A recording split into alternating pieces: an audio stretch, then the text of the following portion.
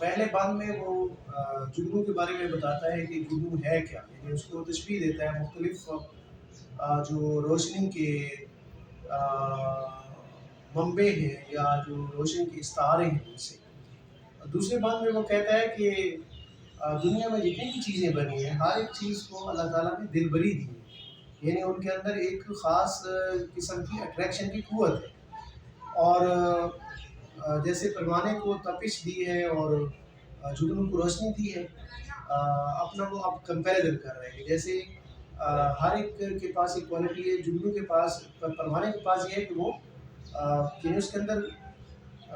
سوز ہے، وہ اس کے اندر ایسا تڑپ ہے کہ وہ پروانہ جو ہے وہ شمع کے اوپر اپنی جان نچھاور کر دیتا ہے، اور جگنو جو ہے یعنی مجھے اس نے روشنی دی۔ پھر کہتا ہے کہ رنگین نوا بنایا مرغان بے زبان کو، رنگین نوا یعنی زبان،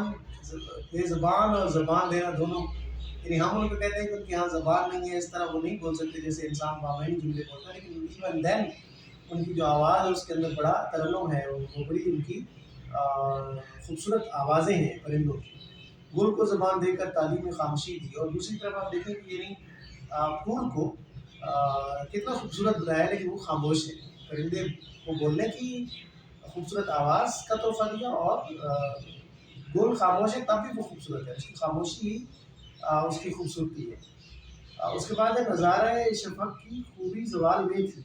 اب یہ ہے کہ جب تک سورج غروب نہ ہو تب تک وہ جو شفق کی روشنی ہے، وہ جو ہوتی ہے جسے ہم ڈسک کہتے ہیں، وہ روشنی افق پر تب تک نہیں آ سکتی جب تک کہ سورج غروب نہ ہوتا ہے، یعنی اس کو کا زوال جو ہے اس روشنی کا سبب بنا ہے۔ چمکا کے اس پری کو تھوڑی سی زندگی دی، یعنی اس کو پری کے ساتھ تشبیہ دی ہے، وہ جو آسمان جہاں زمین اور آسمان ملتے ہوئے نظر آتے ہیں شام کے وقت، اس سرخی کو پری کے ساتھ تشبیہ دی۔ یہ خوبصورتی ہے، یہ بھی دنیا اللہ تعالیٰ نے جتنی بھی چیزیں بنائی ہیں ان کے اندر یہ چیز ہے۔ رنگین کیا سحر کو باقی دلہن کی صورت، اب دوسرے وقت کا ذکر کر رہے ہیں۔ صبح کا وقت آپ کو پتہ ہے بڑا اس کے اندر افیکشن ہوتی ہے، بڑی پاکیزگی ہوتی ہے، بڑی روحانیت ہوتی ہے، بالکل ایک آپ جو لوگ صبح اٹھتے ہیں وہ اس سے اچھی طریقے سے واقف ہیں کہ شبنم گری ہوئی ہوتی ہے، پرندے چہچہا رہے ہوتے ہیں، ابھی تک رات پوری گئی نہیں ہوتی، صبح دن ابھی نکلا نہیں ہوتا، تو یہ والا جو پیریڈ ہے یہ بڑا خوبصورت اور سونا ہے۔ پہنا کے لال جوڑا شبنم کی آرسی، اب دیکھیں کہ آرسی دینا یعنی آئینہ دکھانا، اور وہ جو مناظر ہوتے ہیں خوبصورت باغ کے پھولوں کے، ان کے اوپر شبنم کو جو ہے وہ اس نے تشبیہ دی ہے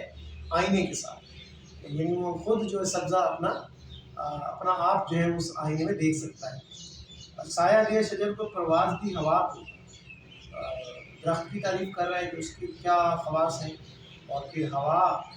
جو ہے وہ اس کو پرواز کرنے کی قوت دی۔ پانی کو دی روانی، موجوں کو بے کلی دی، پانی جو ہے وہ رواں ہے، سیدھی اس میں چلتا ہے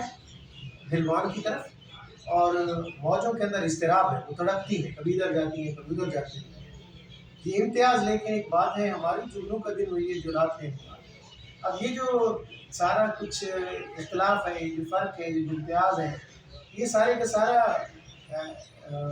قدرت کی جو کارخانے ہیں اس کے اندر یہ ایک پیغام ہے۔ اور جگنوں کی رات جو ہے اس کا دن ہے، ہمارے لیے وہ رات ہے، ہم اس کو نہیں نکل سکتے، ہمارے لیے بڑے خطرات ہیں رات کو، لیکن جگنوں کے لیے وہی دن ہے جو ہمارے لیے رات ہے۔ تو یہ قدرت کا ایک تحفہ ہے، حسن ازل کی پیدا ہر چیز میں جھلک ہے۔ حسن ازل میں نے پہلے بھی بتایا تھا کہ یہ خدا کا جو حسن ہے دائمی حسن، اس کی جھلک بھی ہر ایک چیز میں ہے، دنیا کی جتنی بھی چیزیں اس کے اندر اس حسن کی رمق نظر آتی ہے۔ انسان میں وہ سخن ہے، غنچے میں وہ چٹک ہے۔ انسان جب بولتا ہے خوبصورت آواز اس کی خدا کی پہچان کرواتی ہے، اور غنچہ جب چٹکتا ہے، جب وہ کلی بنتا ہے، تو تب اس کے اندر بھی وہ نظر آتا ہے وہ حسن۔ یہ چاند آسمان کا شاعر کا دل ہے گویا، یہ جو آسمان کے اوپر چاند پھرتا ہے آوارہ، کبھی گھٹ جاتا ہے کبھی بڑھ جاتا ہے، کبھی ادھر چلا جاتا ہے کبھی ادھر چلا جاتا ہے، کبھی ڈوب جاتا ہے کبھی ابھرتا ہے، یہ گویا شاعر کا دل ہے۔ اور وہاں چاندنی ہے جو کچھ جہاں درد کی کسک ہے، اگر وہاں پہ چاندنی ہے تو جو اس کا دل ہے وہ بھی چاند کی طرح ہے، یہاں پہ کسک ہے، یعنی چاند اگر نشانی ہے خدا کی تو شاعر کا دل جو ہے وہ بھی ایک نشانی ہے، وہ بھی ایک قدرت ہے خدا کی۔ انداز گفتگو نے دھوکے دیے ہیں ورنہ، نغمہ ہے بوئے بلبل، بو پھول کی چہک ہے۔ یہ تو صرف یہ ہے کہ ہم دھوکہ کھا جاتے ہیں، ورنہ اگر دیکھا جائے تو جو پھول کی خاموشی ہے وہ اس کی، بلبل کی گانا وہی ہے جو اس کی خاموشی ہے، اور جو بلبل کا نغمہ ہے وہ اصل میں پھول کی چہک ہے۔ تو یعنی دونوں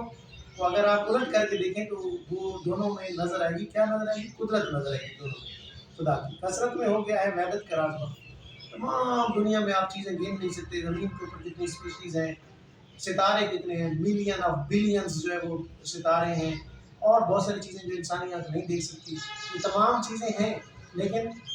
وہ مالک جو ہے وہ ایک ہے۔ ان تمام کثرت کے اندر وہ وحدت اپنی دکھا رہا ہے۔ یہ جتنی زیادہ چیزیں ہیں اس کو بنانے والا صرف ایک ہے۔ جگنوں میں جو چمک ہے پھول میں وہ مہک ہے،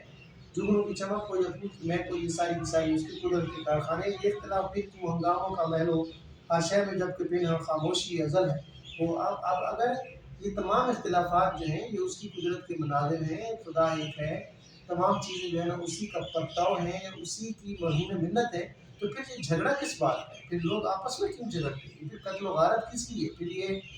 غریبی اور امیری کا کیا چکر ہے؟ پھر یہ دولت جمع کرنے کے کیا معنی ہے؟ پھر یہ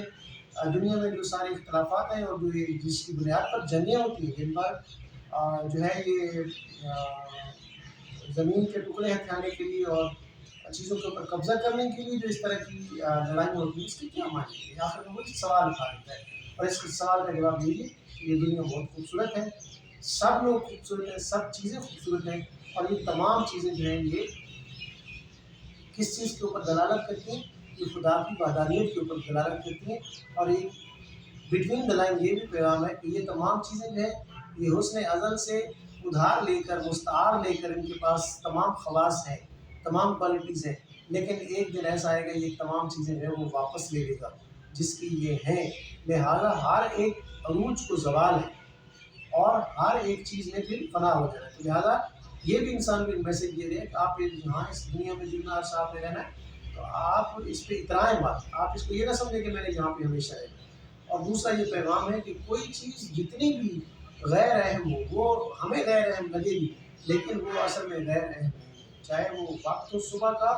یا شام کا، چاہے وہ درخت ہو، چاہے وہ سورج ہو، چاہے وہ چاند ہو، چاہے وہ دریا ہو، کوئی بھی چیز ہو۔ حتیٰ کہ اقبال میں تو اب جہاں جگرو کی مثال دی، وہ کیڑا ہے، ایک پتنگا ہے، تو وہ بھی یہاں پہ بے وجہ یا بے فائدہ پیدا